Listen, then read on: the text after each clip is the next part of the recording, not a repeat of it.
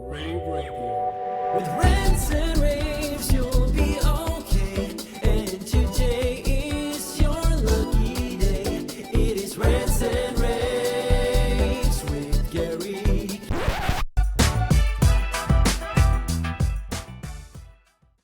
Hi everyone, welcome back to another episode of Rants and Raves. This is in our pre-InfoComm 2026 series, in which we talk about some of the sessions and the tech and the booths that you should go check out while you were at the show this year. Joining me for this episode is Chaz Porter of FSR. Welcome, how are you? I'm doing great, Steph. Thanks for having me this morning. Yeah, of course. For those who are watching and listening and don't know you, talk a little bit about who you are and what you do. I am the Director of Global Sales at FSR. I'm in charge of sales into 83 countries, soon to be 87. We're working on 4 new distributors. I'm in charge of 17 territories, US, Canada, South America, and the rest of the world. That's pretty awesome. How long have you been doing that again? This is scary. I've just had my 24th anniversary. Nice. So You're pretty new in this industry. Yeah, I'm a new guy. We'll talk a little bit about what you guys are going to be bringing this year to InfoComm. What can we expect to see from FSR that we haven't seen in the past? So FSR it really specializes in anywhere power data and AV converge.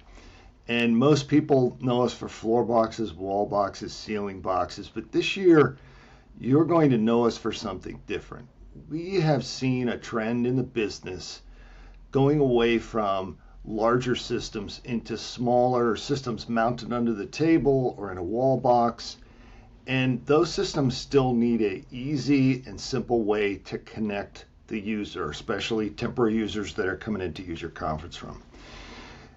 This trend has grown our retractor business. And what's interesting, when we designed our first retractor back in 2012, we made it to work in conjunction with a table box. But we've seen our business break away from these joined units of the table box and retractor to the retractor by itself.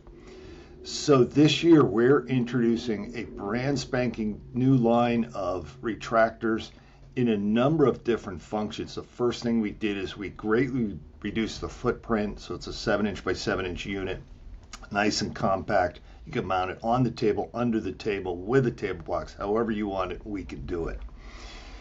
In turn, we've designed different footprints for it to go with on-table units. We see a lot of small units using systems like the Logitech Tap. So we make a model that sits on the top.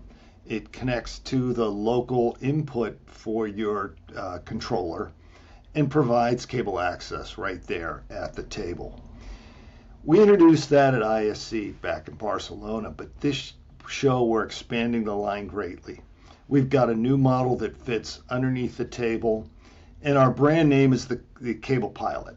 So you're going to hear me talk Cable Pilot till I'm blue in the face. The new version fits underneath the table, and then we've made accessories for it to make it easier for the installer and more functions that you can use it for. We make a product called Table Port. That's just a port that goes through the table and allows you to use the retractor. We've made edge ports so table manufacturers have a fixture that can go at the side of the table and easily use the retractor. We've actually taken some of our most popular table boxes and retrofitted them so there's no bracketry required, so it's a very, very easy install to make those two products. When you said you made the first retractor product in like 2012, right? Did you have any idea at the time that it would get to be such like a big part of the business?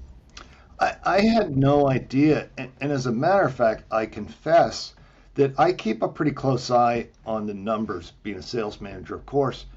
I was shocked when one of our product managers and I sat down, a product development manager, and I sat down and looked at the sales over the last 5 years and really mapped out that shift. It was quite a surprise at first. Why do you think that that is such a popular type of product? Do you think it's just because how we're meeting today is just vastly different than how it was like 5 and 10 years ago? I think that has something to do with it. I think, aesthetics are still a big thing. We are part carpenters and part artists in the AV industry. We need to build systems that work for our end users, but they have to look good. And there's nothing worse than coming into a conference room and seeing a cable strewn across the room. The other thing that I see all the time is there's nothing worse than coming into the room and you can't find the cable. Somebody came in, borrowed it, and it never made it back, and your system is, or your meeting is delayed because you don't have an input cable. This puts and creates a permanent fixture in your room so the cable never grows legs and walks away from you. It's one of those things that is like so simple, but it's so actually helpful and useful. It's like one of those products where everyone is like, you know what, why didn't I think of that? Yeah, that's so helpful, because you never really think about how often cables do get like grow legs and walk away until you enter a room that doesn't have one, and you're like, I wish that there was a way to keep this permanently in here. Or worse, when people are like, oh, I'll just put another cable in there, and it's like the cheapest one that I could have gotten off Amazon, and I'm like, oh, it's the same thing. Here we go. We'll just plug this in. It'll work. No, it isn't. And if my electrical engineering manager was listening to us right now, he'd have a nervous twitch because he spends a lot of time testing cables to make sure that they're rugged enough to work in a retractor and gives you the bandwidth you need to do today's 4K systems. Absolutely. They are not all created equal. No, they're not. What else can we expect from you guys at InfoComm this year? So the other area that we've seen a lot of growth is touch panel control systems, Extron, Crestron, QSys, just to name a few. Their control panels are being used in more and more unique areas where either the panel needs protection or you want to limit the access to the users. Gyms, that's the thing that comes up the most, or the use that comes up the most. But luxury boxes, where you want to see how the room is configured, but you want to limit access to the users when they're in the room. We designed for a hockey stadium 4 years ago, we designed a cover that's lockable that goes over a touch panel. Last year, we introduced 3 more models of that same touch panel, and we spent 3 days at InfoComm having customers tell us, you need this model, you need that model. So at the show this year, we have 12 new models that we're showing that include a combination lock, surface lock, flush mount, surface mount. We even have an outdoor version. So anywhere you want to put a touch panel, we have a protective enclosure for that. Why are protective enclosures important when it comes to touch panels in public spaces? Limiting access and protection. There's nothing like a basketball to end a touch panel pretty quickly. Fair enough. Yeah. Well, where can people find you guys on the show floor if they are, walking around and want to know what they should check out next? Well, first off, you can see us at booth C in Central Hall, 8317.